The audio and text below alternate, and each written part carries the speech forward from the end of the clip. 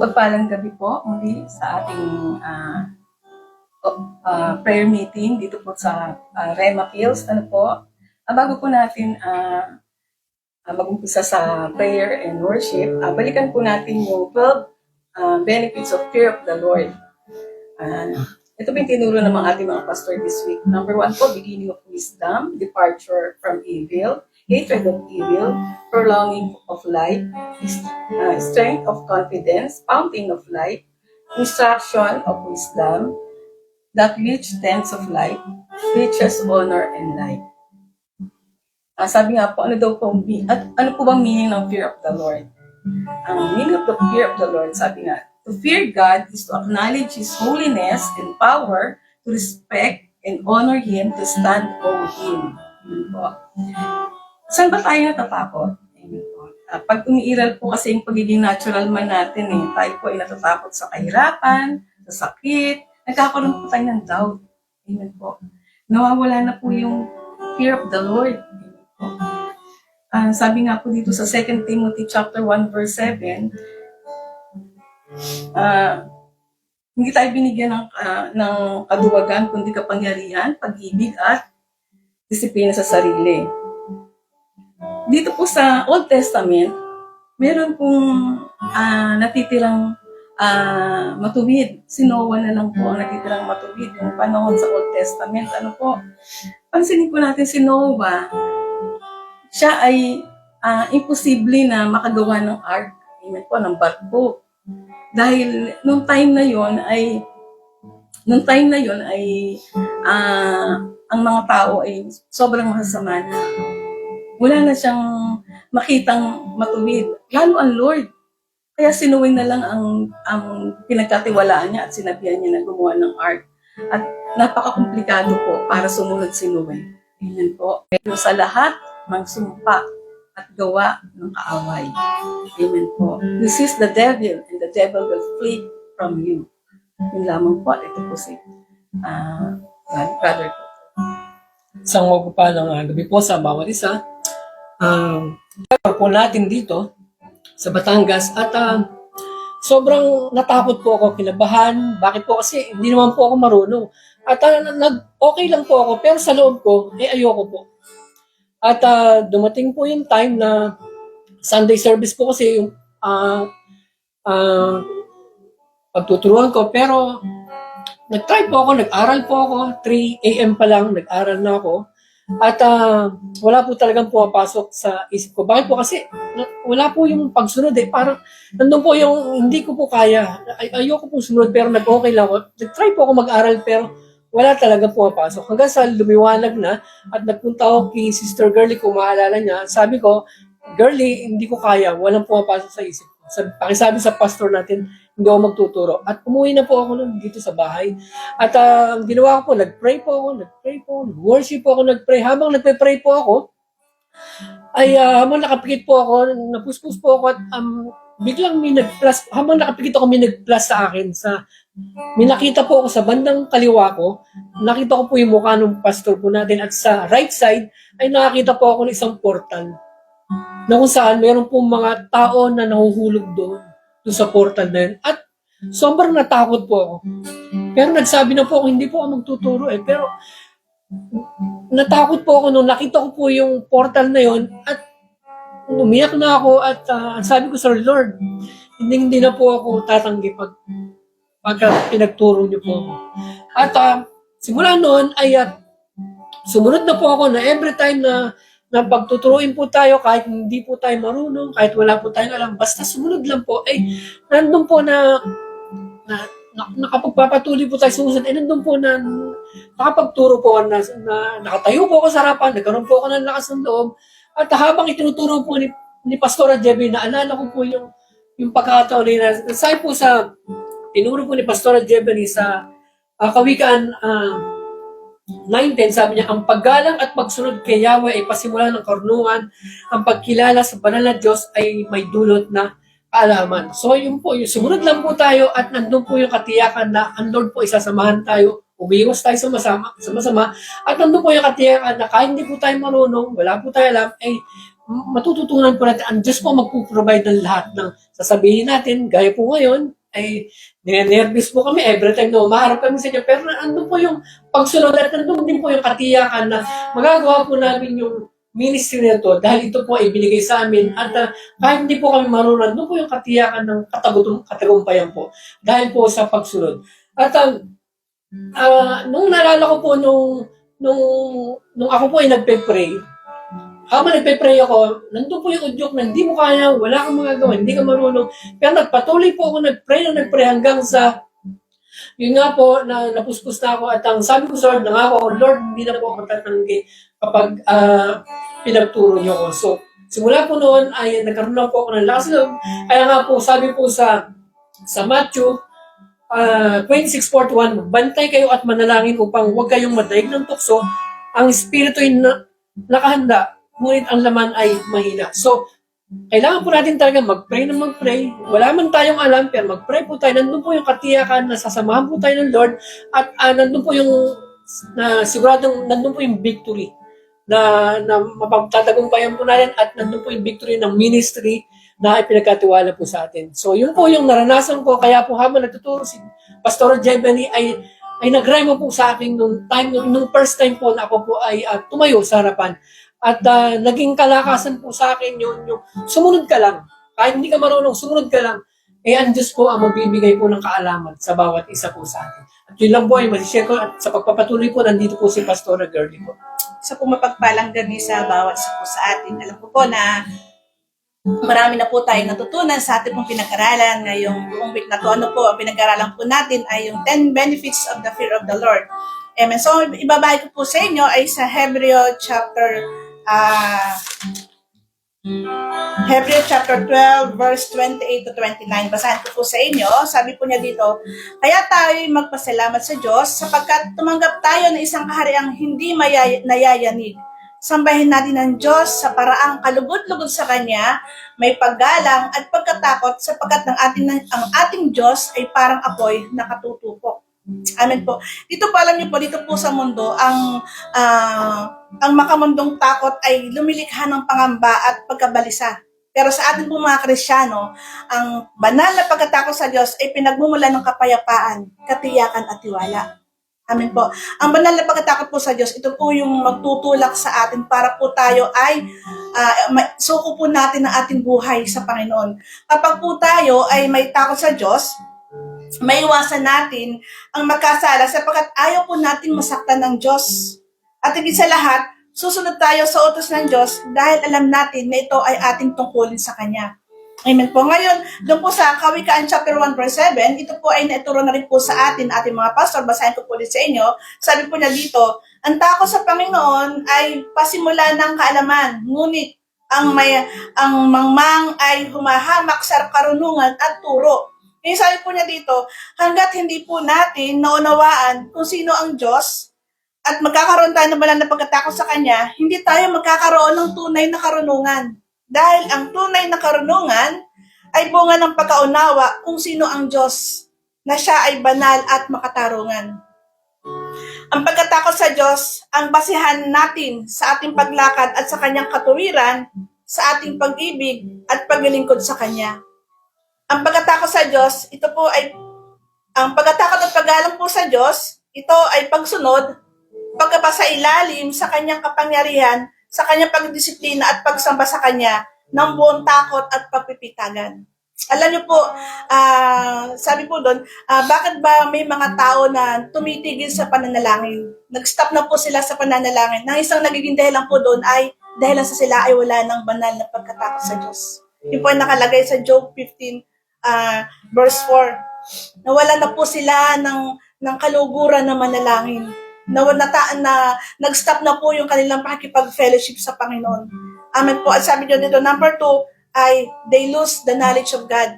Nag-stop na po yung kanilang pagsasaliksik sa salita ng Panginoon. Kaya alam niyo po, may mga Kristyano na laging failure. Kasi bakit nag-stop na po sila ng pagkasaliksik ng salita ng Panginoon. Kaya nga po, every time, lagi po tayong ini-encourage ng ating mga pastor at lagi po dinuturo po sa ating mga simbahan na tayo po ay manatili sa prayer. Kasi bakit ito yung place na tayo ay hindi pwedeng puntahan ng Satanas. Amen po. So yun lang po, tayo po ay mag-worship. Wala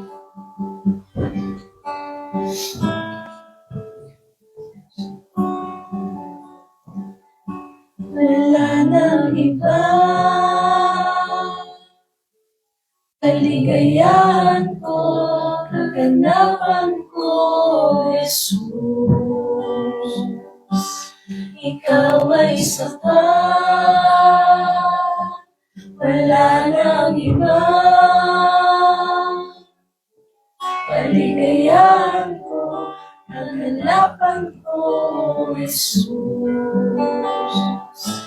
Ikaw lamang,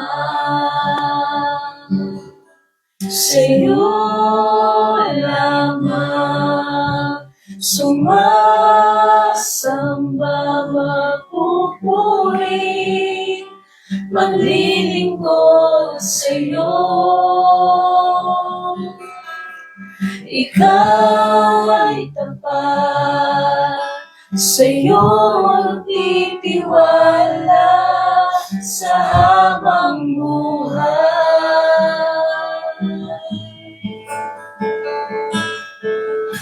Sa'yo lamang sumasamba, magpupuri, maglilingkod sa'yo.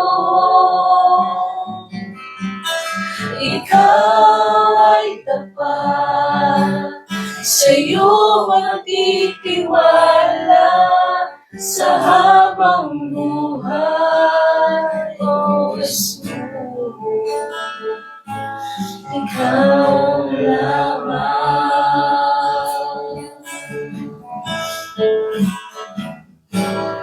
O Jesus, ikaw lamang ang buhay.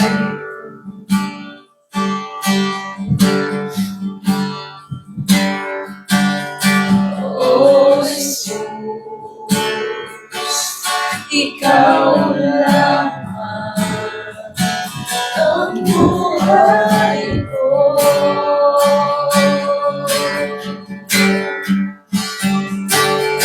Ikaw ay sapat, wala nang iba, kaligayahan ko, kaganapan ko, Jesus. Ikaw ay sapat, wala nang iba,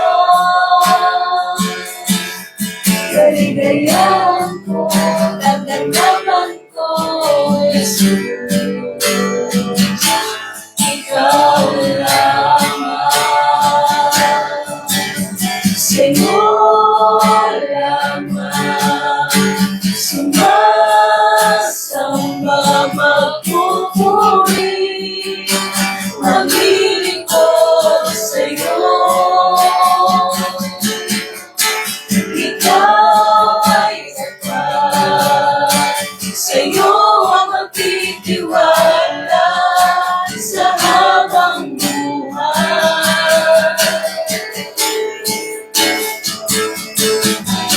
Sa'yo lamang sumasamba, magpupuri, maglilingkod sa'yo.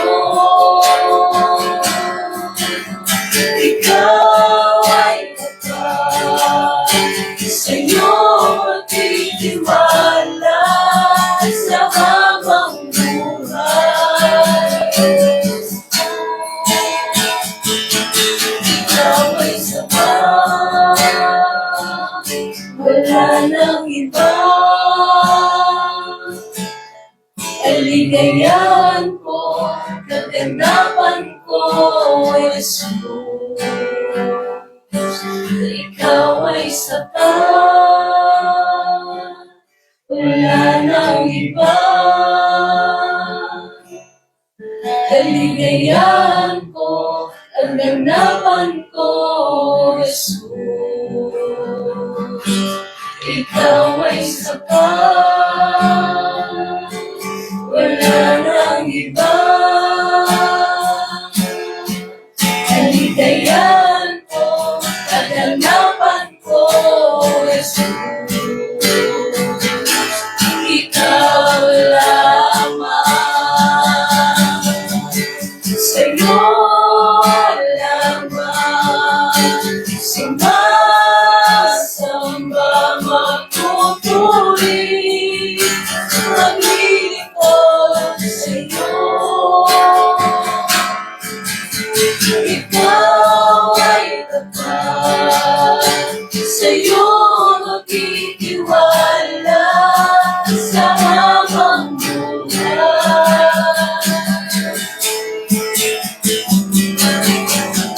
Sa'yo lamang, sumasamba, magpupuri, maglilingkod sa'yo. Ikaw ay tapat, sa'yo magtitiwala sa habang buhay.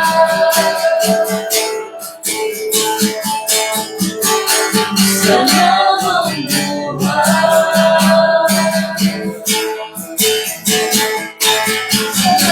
Sa habang buhay.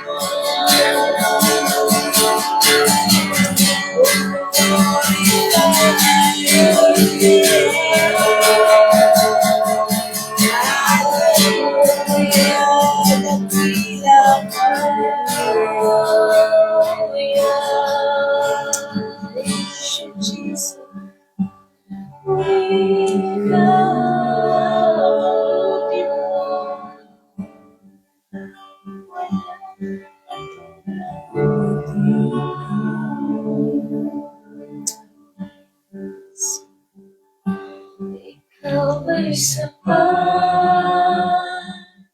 wala nang iba. Kaligayahan ko, kaganapan ko, Jesus. Ikaw ay sapat, wala nang iba. Kaligayahan ko, kaganapan ko, Jesus. Ikaw ay sapat, wala nang iba.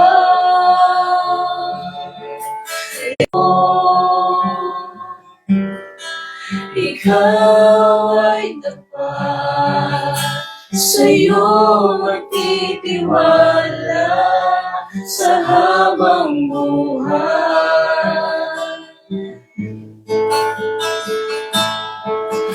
Sa'yo lamang sumasamba, magpupuri, maglilingkod sa'yo. Ikaw ay tapat, sa'yo magtitiwala sa habang buhay, O Jesus. Ikaw lamang.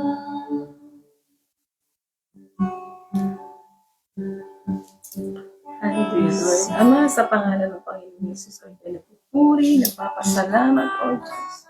Tunay nga, Lord, na pinatunayan, hubay mo sa kanila, Lord God. Lord, sa pangunguna po ng aming senior pastor, Lord God. Lord, dalangin namin, Lord God, mangyari, maganap, at perfectong kalooban mo sa buhay ni Pastor Bueno, Lord God. Dalangin namin yung divine protection, Lord, lalo na po, Lord God, sa pag-outreach niya, Lord God. Lord, andun po yung pag-iingat mo sa kanya, lalo na po yung kalusugan niya, Lord God. Lord, salamat po, O Diyos, Lord, dahil nakareserba na po. Year 2000 ang buong kagalingan, Pastor Boy, Lord God. Maraming salamat po sa healing anointing, Lord God, sa buhay ni Pastor Boy, Lord God. Sa pamagitan ng mga latay ni Jesus, Lord God.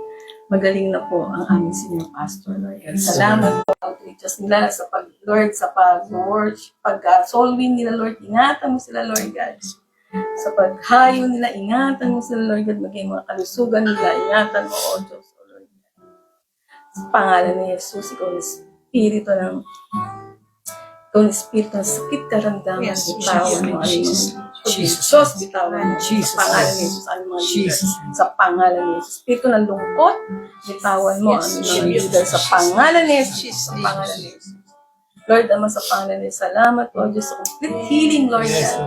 Lord, salamat po sa 1 Peter 2:20 sa pamagitan ng mga latay ni Jesus. Ang lahat ng aming mga leader, Lord God, aming mga pastor, workers, Lord, ay nagsigaling, Lord God. Lord, salamat sa comfort, Lord God. Salamat sa kaaliwan, O Lord God. Sa the joy of the Lord is provide mo sa provision, Lord God, ng bawat isa, Lord God. Salamat po, O Diyos, O Lord God. Lord, sa darating po, Lord God, na ng Christmas party, maging mga Lord, sa darating po, Lord God, na bawat churches, Lord God.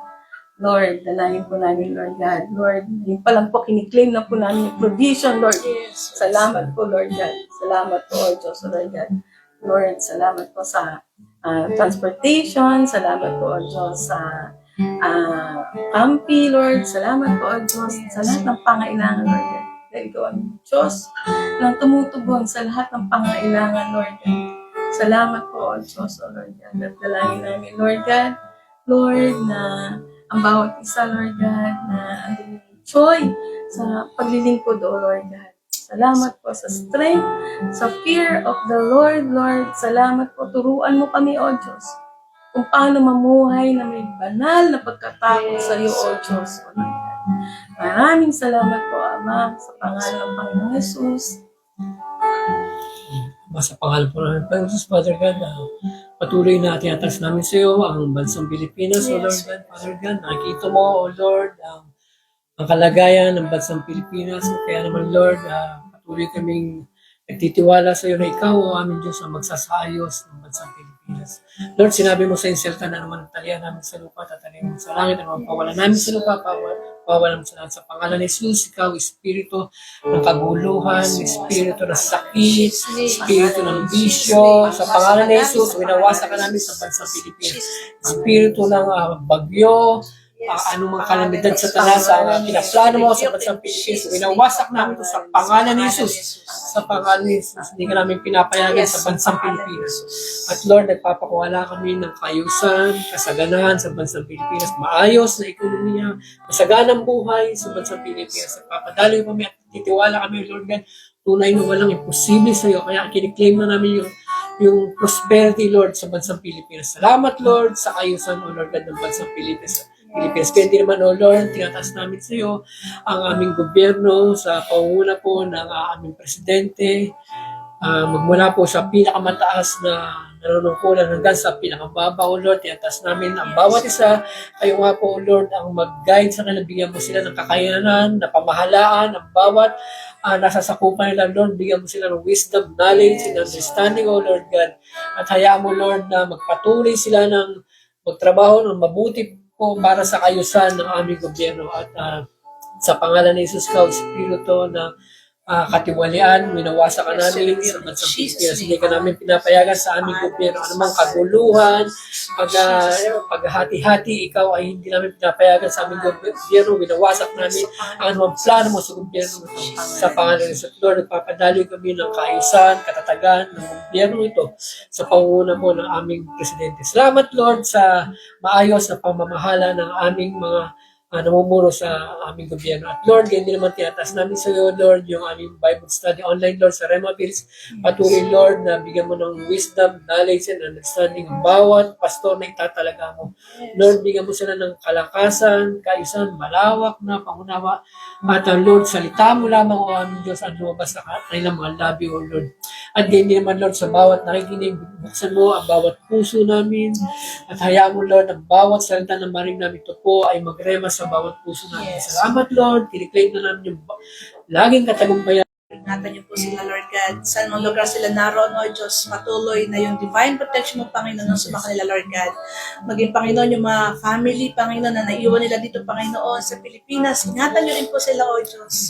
Lord, dalayan ko, Panginoon, sa mga kasama namin to, Lord God, patuloy na pagpalain mo, Lord God, ang bawat hawa, Lord, sa kalang lugar, Panginoon, na kanilalagyan, Panginoon, gamitin niyo pa rin po sila, Panginoon, na maihayag nila pa rin, Panginoon, yung salita mo, O Diyos. Sa pangalan ng aming Panginoong Jesus. Kaya din po, Ama, Lord, gatas ko rin po siya, Panginoon, sa Marsa, Lord God, ng mga simbahan namin, Panginoon, under construction, O God, dito po sa Loka at maging sa abroad, Panginoon. Lord, salamat na yung palaki na po namin, Lord God, yung 1,000 churches every district, Panginoon. Salamat po, O Diyos. Patuloy, Ama, dalahan ko, Panginoon, sa pangalan ng Panginoon, Jesus na, Lord, i-bless mo, Panginoon, ang mga simbahan na nila yung palang, Panginoon. Lord, patuloy, O Diyos, ikaw ang mag-provide ng lahat ng makakailanganin, Panginoon, sa mga simbahan na yan, itatayo, O Diyos. At sa pangalan ni Jesus, sinusuway namin lahat ng plano mo sa taras sa mga simbahan na yan, itatayo. Sa pangalan ni Jesus, pinawasak namin mga territory spirit na yan, giver, Panginoon. At Lord, yung mga makakatulong mo, Panginoon, sa mga gawain ng O Diyos, sa pangalan pa ng Jesus. Kaya ngayon pa lang, Panginoon, salamat, Lord, sa katagumpayan ng mga tatayo na simbahan na yan, sa pangalan pa ng Jesus. Kaya din po, Ama, Lord, yatasin po na namin si Lord God, ang aming senior pastor, Panginoon, si Pastor Boy, Panginoon. Lord, ngayon pa lang din. Salamat, Lord, dahil alam namin, O Diyos, na Lord, sa bawat araw ng buhay ng aming senior pastor, iniingatan mo siya, Panginoon. Iniingatan mo ang kanyang kalusugan, Panginoon. Lord, patuloy, O Diyos, na bantayan mo ang aming senior pastor, O God. Alam mo, Panginoon, ang kanyang pinagdadaanan. Patuloy, Panginoon, na patibayan mo siya ng lakas at kapangyarihan mo sa mga Espiritu mo na nanahas sa kanya, Panginoon. Lord, patuloy pagkalabo sa aming senior pastor, yung double portion of your anointing, Panginoon. Patuloy gawin mo siyang sensitibo, Panginoon. Lord, tulungan mo ang aming pastor na mapamalaan niya ng maayos, Lord God, yung mga pinagkatiwala mong simbahan sa kanya, Panginoon. Lord, binibless po namin na aming senior pastor. Patuloy na pagpalain mo ang bawat hawakan ng kanyang kamay. At Lord, i-provide mo, Panginoon, ang lahat ng mga pangangailangan na aming senior pastor, O God, in the mighty name of Jesus. Kaya din po, Ama, yatasin po namin sa Lord God, sa oras mo, Panginoon, ang lahat na may mga prayer request, O Diyos, sa live nito, Panginoon. Alam mo, Panginoon, ikaw ang nakakaalam, Lord, kung sino, Panginoon, at kung ano, Lord God, ang kalang mga hidden prayer, Panginoon, sa kalang mga puso. Lord, dalangin namin sa oras ng Panginoon, katagpoy mo, O Diyos, ang kahilingan ng bawat isa.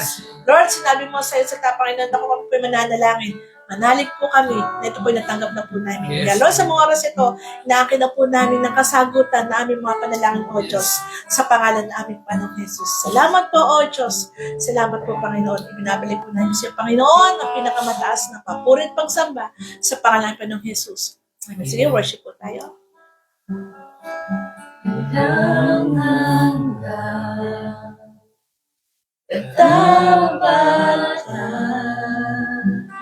Sa buhay ko'y lagi mong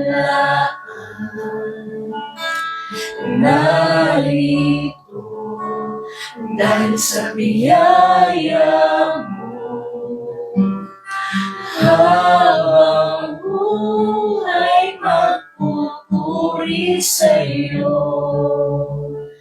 Pupurihin ka sa awit, itataas ang aking tinig, itatanghal sa buhay ko'y tangi ikaw, O Diyos.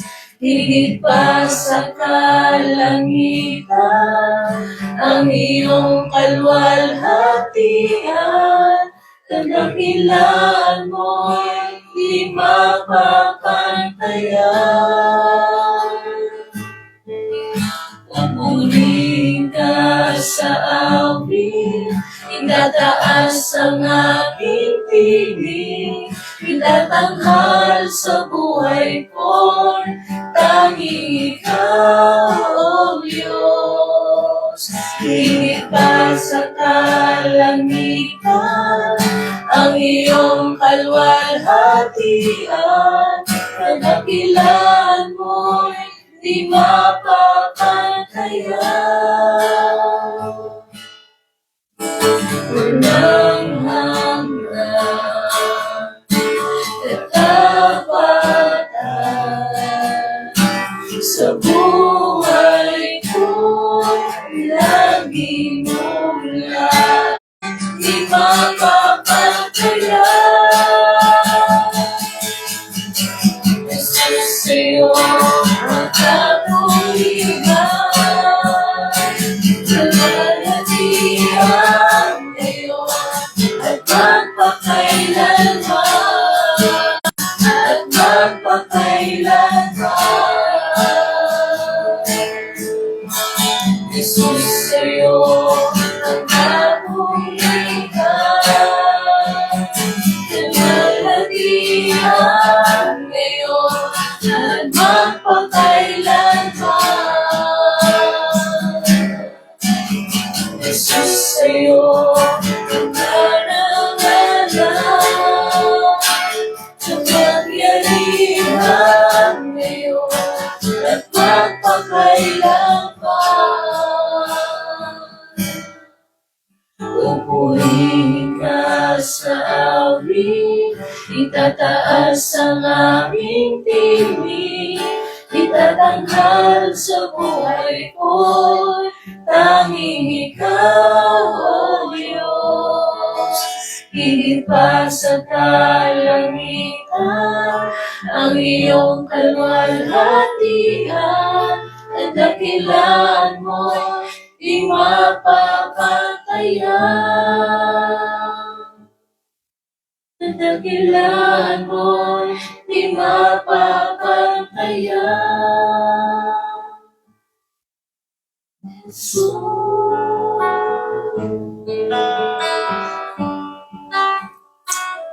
Hallelujah, Lord. Aming Ama sa Panginoon Diyos, salamat, Lord God, sa gabing ito, sa pagsama sa amin sa aming pananalangin. Tunay nga, O Diyos, na kadakalaan mo ay hindi mapapantayan, Panginoon. Salamat, Panginoon. Lord, ngayon pa lang inaakay na po namin, Lord God, ng katagumpayan ng aming mga panalangin, O Diyos, sa mga kasagot. Salamat, Panginoon, at patuloy, O Diyos, nasilya po namin ito, Panginoon, ng balalan na doon ng Panginoon sa God. Salamat po, Ama. Binabalik po namin sa iyo, O Diyos. Pinakamataas.